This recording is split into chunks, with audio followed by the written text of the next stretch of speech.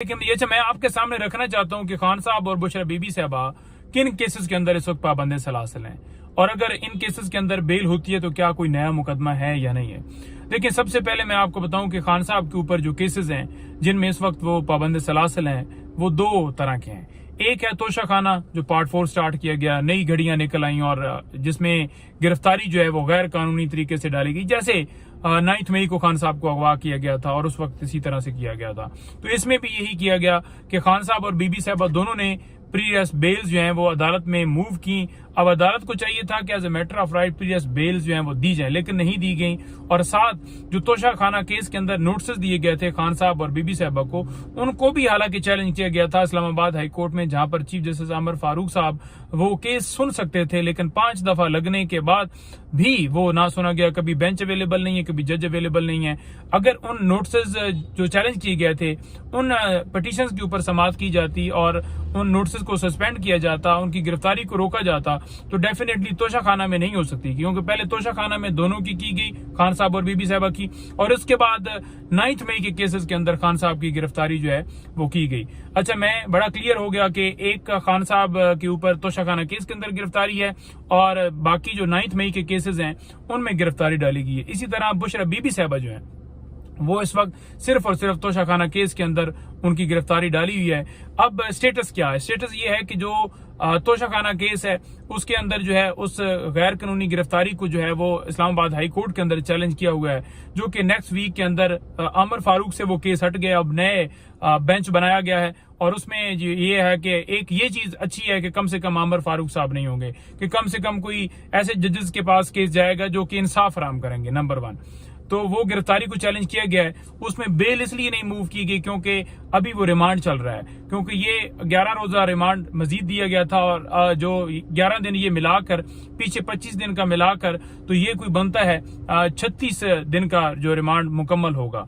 तो 36 दिन के रिमांड के बाद हो सकता है फिर 4 दिन का दिया जाए और 40 दिन पूरी किए जाए, क्योंकि नैब के अंदर तरमीम इसलिए लाई गई थी कि 40 दिन जो रिमांड है कि खान साहब की जब गिरफ्तारी डाली जाए तो वो पूरा किया जाए। तो अब देखते हैं कि उसके अंदर क्या है। लेकिन दूसरी तरफ अगर इस्लामाबाद हाई कोर्ट के अंदर जो है वो गिरफ्तारी जो है गैर कानूनी डिक्लेयर करते हुए उस की खान साहब की रिहाई के अहकाम जारी किए जाते हैं, उस केस की हद तक ये गिरफ्तारी गैर कानूनी है, क्योंकि खान साहब और बीबी साहबा दोनों की तरफ से ये चैलेंज किया गया। और अगर दोनों की तरफ से वहां पर ये कहा जाता है कि ये गैर कानूनी था, क्योंकि गैर कानूनी बनता है जब एक बंदा कोर्ट से रजू कर लेता है बेल के लिए, तो फिर उसे जमानत as a matter of right PTS bail मिलती है, लेकिन नोटिस किए गए। और हालांकि नैब ने भी उस वक्त कहा कि ऑन रिकॉर्ड जो है वो हमारे पास कोई वारंट गिरफ्तारी नहीं है। तो उस सूरत हाल के अंदर जब कोर्ट देखेगी कि वाकई जब उन्होंने भी ये कहा और इन्होंने बेल्स भी मूव कर दी थी खान साहब और बीबी साहब ने, तो फिर ये तो गिरफ्तारी करनी ही नहीं चाहिए थी और ये गैर कानूनी गिरफ्तारी थी, तो फिर उसकी हद तक जो है मामला जो है वो हो सकता है। लेकिन इसमें सिर्फ ये है कि खान साहब और बीबी साहबा वो दोनों उनकी हद तक इसमें ऑर्डर अगर आए तो सिर्फ बीबी साहबा वो उनकी रिहाई यकीनी हो सकती है। हाँ, ये ना हो कि एक नया मुकदमा बनाकर, क्योंकि इनसे तो कोई अच्छे की उम्मीद नहीं है ना कि एक मुकदमे में बरी होता है बंदा तो नए में उठा लेते हैं। किसी सूरत भी आपने ये यकीन नहीं करना कि कोई अच्छे की उम्मीद है इनसे। सेकंड बात यह है कि अगर यहां से ये खत्म होता है तो दूसरी तरफ 9 मई के केसेस बच जाते हैं खान साहब की हद तक, क्योंकि बीबी साहबा की हद तक वहां पर गिरफ्तारी नहीं डाली हुई। तो 9 मई के जो केसेस हैं उनमें बेल्स जो हैं वो इस वक्त दायर हो चुकी हैं। तो अब देखते हैं कि उसके अंदर अदालत कितना जल्दी फैसला देती है। तो उसमें नोटिस हुए थे और अदालत अगर उसमें फैसला जल्दी दे देती है, हफ्ते में आ जाता है या 8-10 दिन में आ जाता है या 12 दिन में आ जाता है, तो फिर अगर बेल्स कंफर्म हो जाती हैं तो फिर ऑन रिकॉर्ड इस वक्त ऐसा कोई सामने मामला नहीं है कि नया कोई वो एक 3 MPU के तहत या कोई इस तरह की चीज कर लें।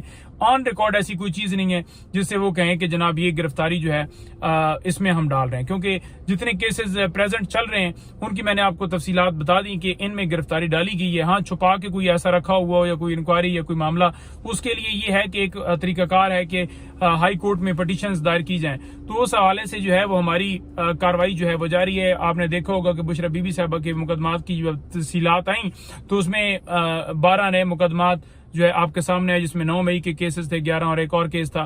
तो इसी तरह से खान साहब के हवाले से भी हम प्रोसीड कर रहे हैं। तो वो जो जब तफसीलात एक जगह पर आ जाएंगी और उसमें जो है, क्योंकि हमने आगे पटिशन जो दायर की उसमें ये भी कहा हो कि मजीद किसी मुकदमे के अंदर गिरफ्तार ना किया जाए, तो अब डिपेंड करता है अदालत के ऊपर, क्योंकि ये सारा मामला अदालत का है। और अगर अदालत ये स्टैंड ले लेती है, देख लेती है, क्योंकि हर एक अदालत हर जज को पता है कि झूठे केसेस हैं। अगर अदालत स्टैंड लेती है किसी जगह के ऊपर जहां पर पटिशन दायर हो कि अब मजीद किसी मुकदमे में गिरफ्तार ना की जाए, कि ये भी केसेस झूठे हैं, इनमें भी रिहाई की जाती है, और बाकी जो तोशाखाना वाला है वो मैंने आपको तफसील बता दी, तो फिर ये है कि वो उस तरह से एक प्रोटेक्शन मिल जाती। जब तक अदालत नहीं स्टैंड लेगी, अदालत नहीं खड़ी होगी, तब तक रिहाई यकीनी नहीं हो सकती। लेकिन जो सिस्टम इस वक्त चल रहा है कि अदालतें भी अपना भार जो है वो अपने ऊपर कंधे के ऊपर नहीं ला रही और इस तरह का कोई हुक्म जारी नहीं कर रही, क्योंकि अगर आप रिसेंटली देखें पूरे आपको चाहे वो 5 अगस्त से लेकर या 9 मई से पहले केसेस, तो जितनी ये पॉलिटिकल विक्टिमाइजेशन की गई, हर जज को पता है कि केसेस झूठे हैं, लेकिन आपने नहीं देखा कि कोई इस तरह का कोई जो है वो डिसीजन आया हो या फैसला आया हो।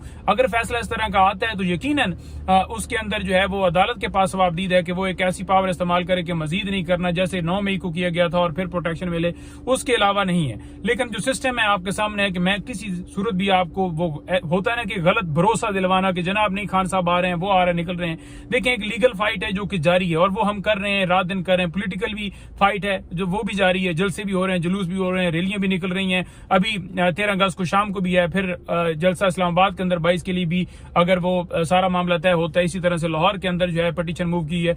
तो ये सारी सूरत हाल भी जारी है।